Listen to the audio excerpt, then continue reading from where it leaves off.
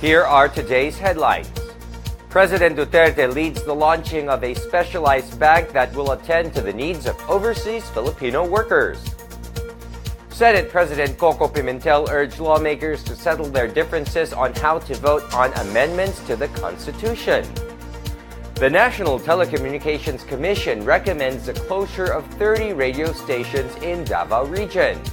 And a social worker and former sweepstakes vendor is chosen to represent the LGBT in the Philippine Commission on the Urban Poor. Good day. I'm William Theo. Welcome to the PNA Newsroom.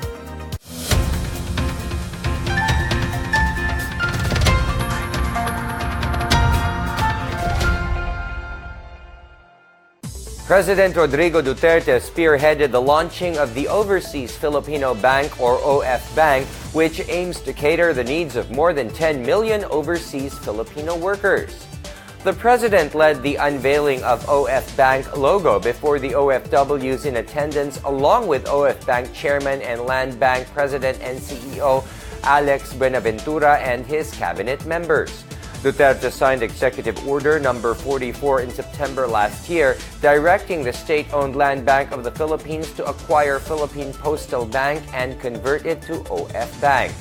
The president underscored the government's commitment to protect and uphold the welfare of the OFWs, who are considered the country's modern-day heroes. The OFWs remain as one of the economic growth drivers of the Philippines, with their total remittance reaching to $26.9 billion in 2016. The OF Bank will offer 15 banking products and services ranging from deposits, loans, and investment to payment and remittance to the OFWs and their beneficiaries. The OF Bank will operate through one branch in Liwasang Bonifacio in Manila and through 423 Land Bank branches and extension offices nationwide.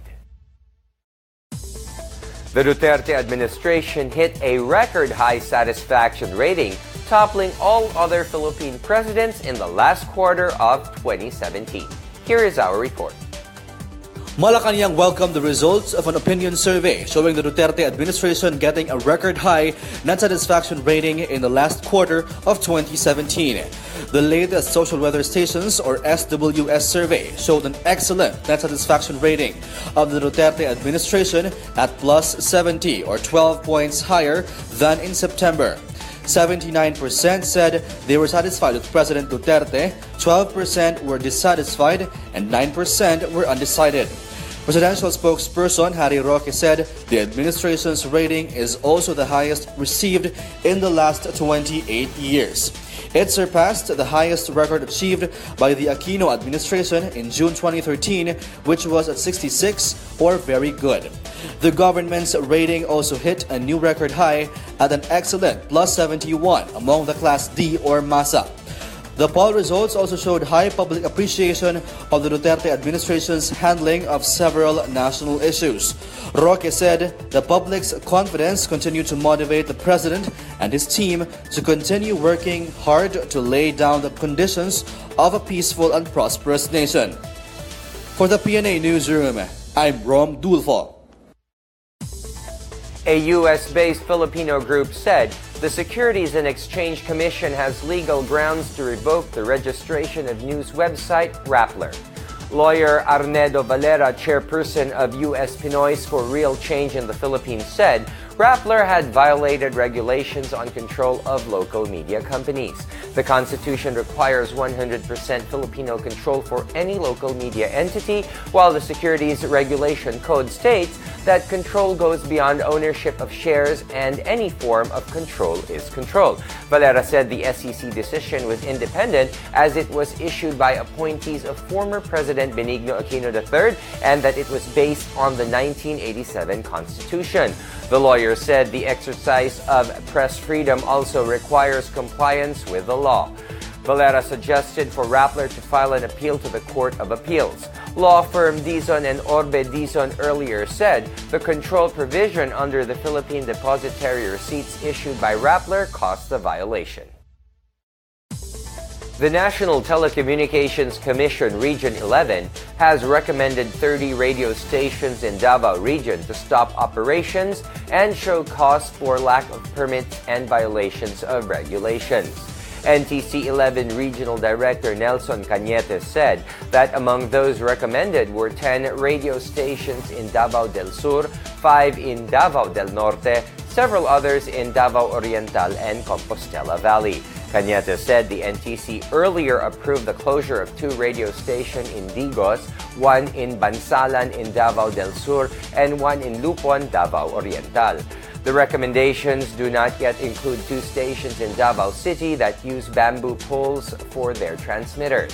Cañete said under NTC rules, a radio station owner needs to secure permits to install their transmitters and towers and even the transport of this material. In the light of the Rappler controversy, Cañete said NTC does not curtail freedom of media but only sees that everybody complies with the technical requirements before going on air. He said even transporting transmitters need the permit from NTC. The number of locators inside the Clark Freeport in Pampanga has increased by 54, bringing the total to 949 at the end of 2017. Clark Development Corporation President and CEO Noel Manangkil said the increase is the result of continuing efforts to make the Freeport one of the best investment destinations in Central Luzon as well as in the country and the Asian region. The commercial sector has the biggest number of locators, followed by the service-related and industrial.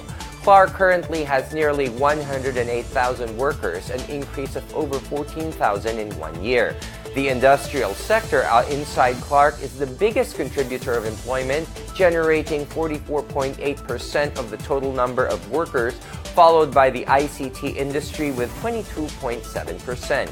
The exports volume from January to December last year totaled $503 billion as against the exports volume recorded in 2016, which was pegged at $3.32 billion. The volume does not include the $1.43 billion generated by Texas Instruments in 2017. The Philippine Travel Agencies Association appealed for the Department of Foreign Affairs to reconsider the removal of accredited travel agencies' reserved slots for passport appointments.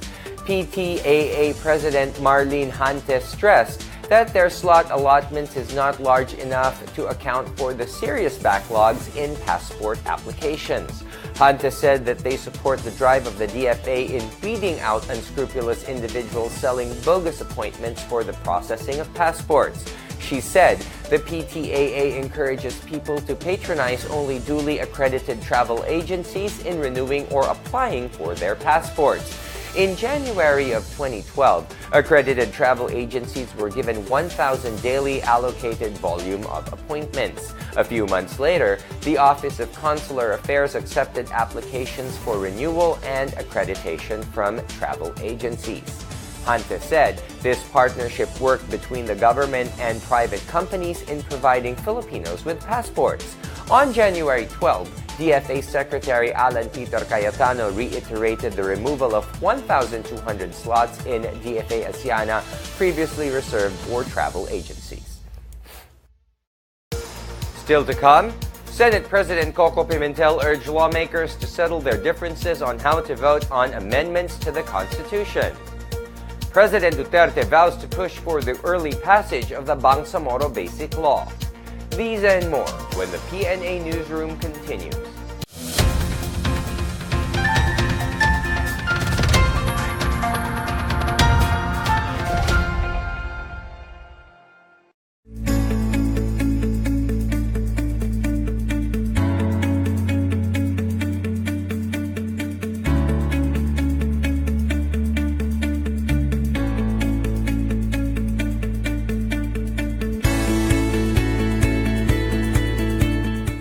This year, as we end the calendar year,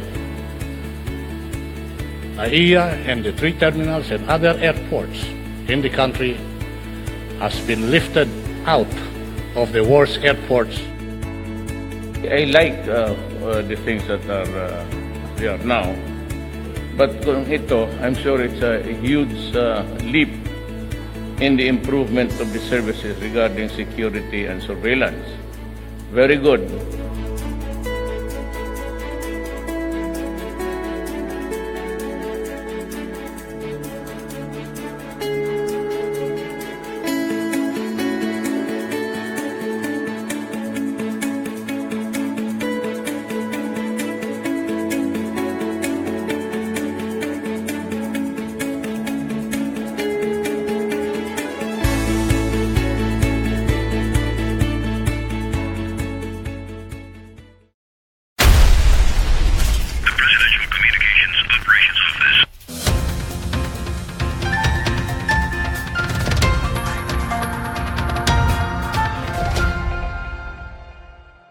Senate President Coco Pimentel urged Congress to agree on how to vote on possible amendments to the Constitution.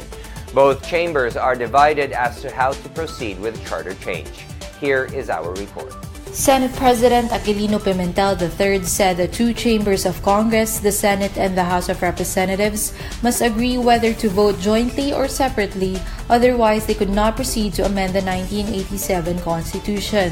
Pimentel said both chambers have to follow the same procedure to have proposed amendments to the Constitution, otherwise they cannot propose amendments. Senator Panfilo Lacson on Monday filed a resolution asking the Senate to convene into a constituent assembly and vote separately. Meanwhile, the House adopted the resolution to convene in a CONAS and vote jointly. Pimentel said that he would wait until the Senate received a copy of the House resolution before making any efforts to act upon it. He meanwhile reiterated that the consensus of the Senate during Tuesday's caucus is to vote separately. The Senate had finished the third hearing into charter change or CHA-CHA. During the Senate hearing, most legal experts, including two former Supreme Court Chief Justices, Hilario Davide Jr., Renato Puno, and former Senate President Aquilino Pimentel Jr. agreed that voting should be done separately. Davide, however, insisted that CHA-CHA was unnecessary. Puno and Pimentel were both in favor of amending the Constitution, but via Constitutional Convention and not CONAS. For the PNA Newsroom, I'm Philaine Cervantes.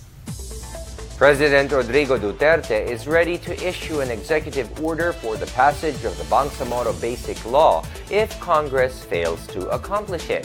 Presidential advisor on the peace process Jesus Dureza said the president has reassured the Moro Islamic Liberation Front that he would push for the early passage of the law ahead of the shift to federalism. The advisor also welcomed the act of Senator Miguel Zubiri to adopt the working draft of the Bangsamoro Transition Commission bill in the resumption of the Senate hearings.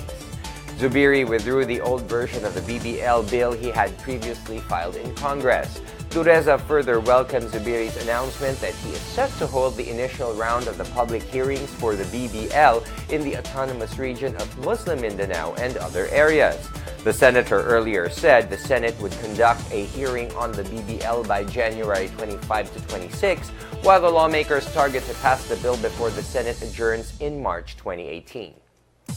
The government is offering a 10-year dollar-denominated global bond to support increased government spending this year. Here is our report.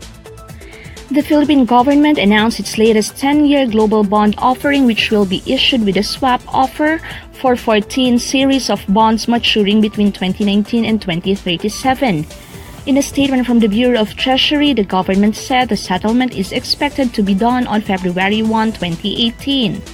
Under the government's 2018 program, 80% of its financing will be sourced from the domestic market, while the rest will come from offshore creditors.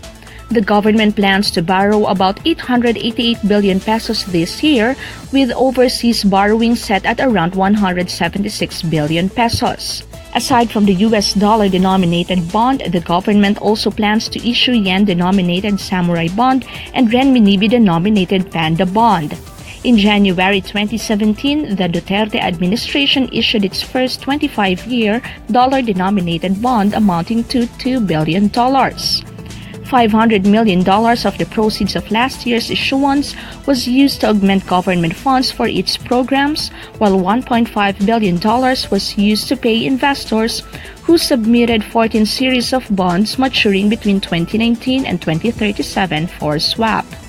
Last year's bond sale attracted $4.5 billion worth of tenders, 43% of which came from Europe, 33% from Asia, and 24% from the US.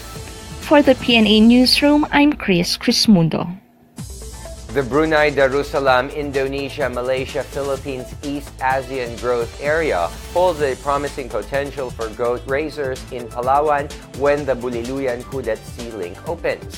Leonardo Enriquez of the DA Agricultural Production Coordinating Office said that there was a growth demand for goat meat. He said the sea connection with the neighboring countries of Brunei Darussalam, Indonesia, and Malaysia could help raisers in the province. Enriquez said the province alone could not cope with the increasing demand, considering that the three countries had big consuming populations of goat meat. He expects the opening of the Buliluyan Kudat route next month to induce a shift from small-scale goat raising. The Department of Agriculture can support goat raisers by establishing a semi-processing plant for goat products. Enriquez cited Palawan's advantage of having vast tracts of land for livestock. Dairy production is another potential since goats produce quality fresh milk. He said their office could extend the necessary assistance for Palawan to become a competitive producer of livestock. Talk and Text picked up the pace in the second half to turn back Blackwater in the main game of the PBA Philippine Cup doubleheader at the Smart Araneta Coliseum in Quezon City. Looking to end up at the wrong side of yet another giant slaying by the elite by halftime, the Katropa outscored them in the third quarter to gain the lead entering the fourth period.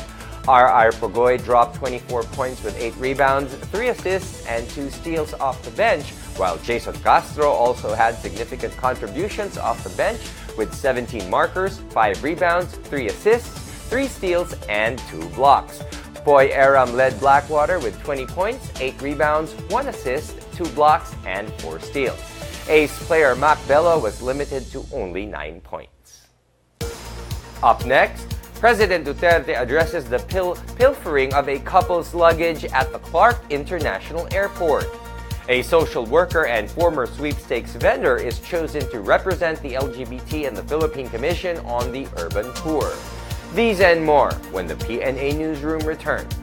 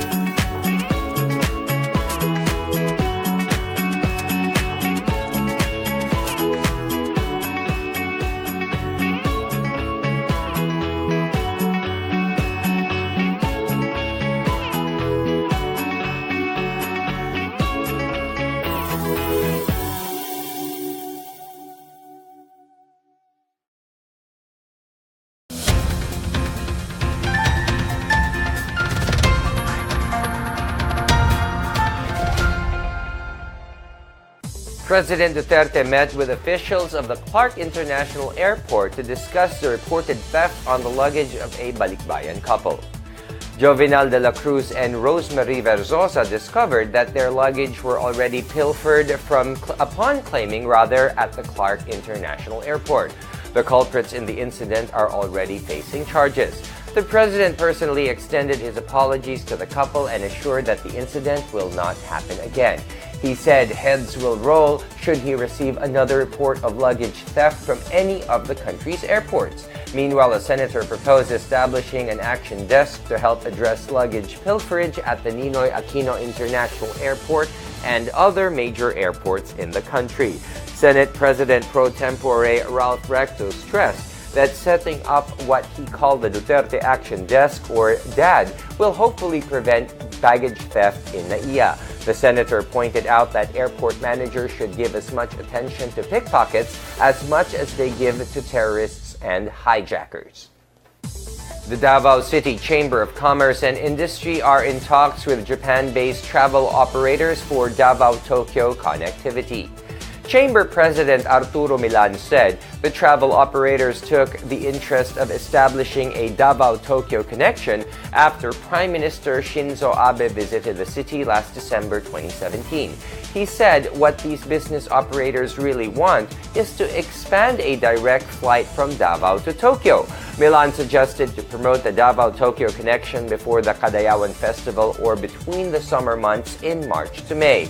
He said the interest is there considering that the Japanese come to Davao City yearly for a sentimental journey where their ancestors settled in Mintal, which is Davao City's Little Tokyo. In the 2017 tourist arrivals in Region 11, the Japanese ranked second among foreign visitors in Davao City, with the United States at first place and Koreans at third. Milan said they will invite the Davao City Tourism Office on their next meeting. Organizers of the Ironman 70.3 Triathlon are set into the final dash of the preparations for the March event in Davao City. City Tourism Chair Councilor Al Ryan Alejandre said the city is 80% ready for the hosting of the triathlon that is expected to draw local and foreign athletes. He said the city government met with local officials of Panabo City, Tagum City, and the town of Carmen in Davao del Norte, where cyclists would pass. He said traffic would be rerouted due to the closure of roads from Azuela Cove in Lanang to Tagum City. Meanwhile, swimming event organizer Sunrise Events has made changes to prevent drowning incidents such as deployment of divers. Alejandra noted that the participants will swim in batches to avoid overcrowding. The Ironman 70.3 Davao is a special event to celebrate the 10th anniversary of Ironman in the Philippines. About 1,800 participants have registered for the prestigious triathlon event. A social worker from Davao City has been chosen to represent the LGBT community as a commissioner of the Philippine Commission on the Urban Poor. The former sweepstakes vendor is thankful of the opportunity he was given to serve the country. Here is our report.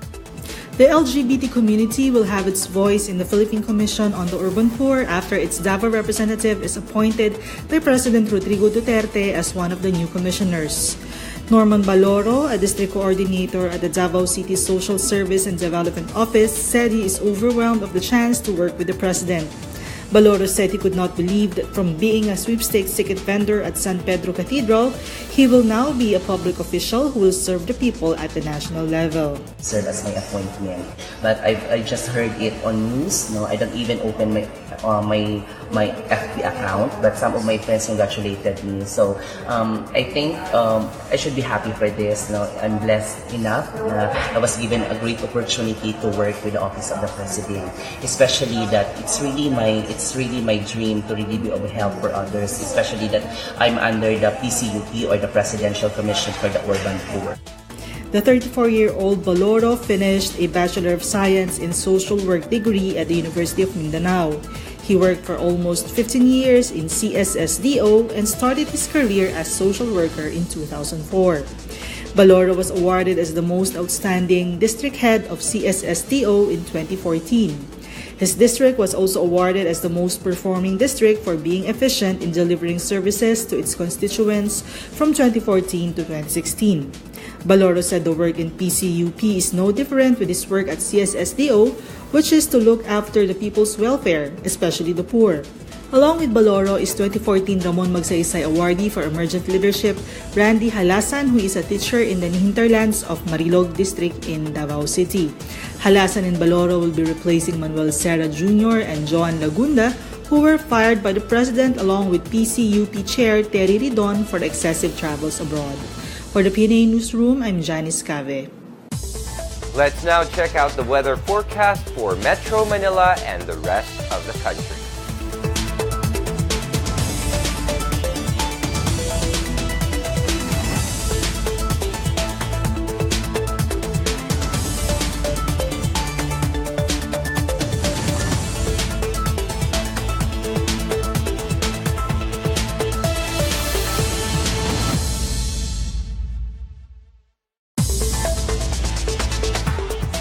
President Duterte has ordered the termination of airport services provider Miascor Aviation Services following the baggage theft incident at the Clark International Airport.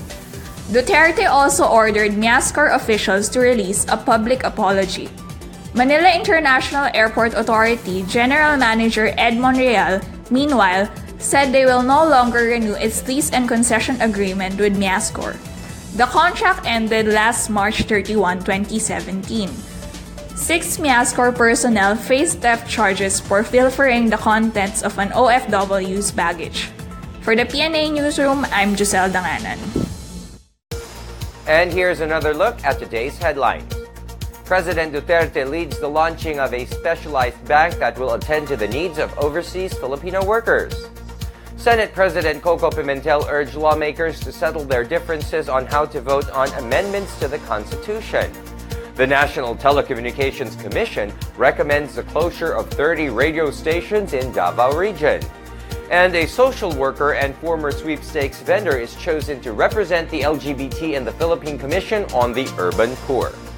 Thank you for watching another episode of the PNA Newsroom. To check out these and other stories, visit the PNA website or follow the Philippine News Agency on Facebook and Twitter. And that's your daily dose of the hottest news and the latest information that you need to know from the PNA Newsroom. I'm William Theo. Good day.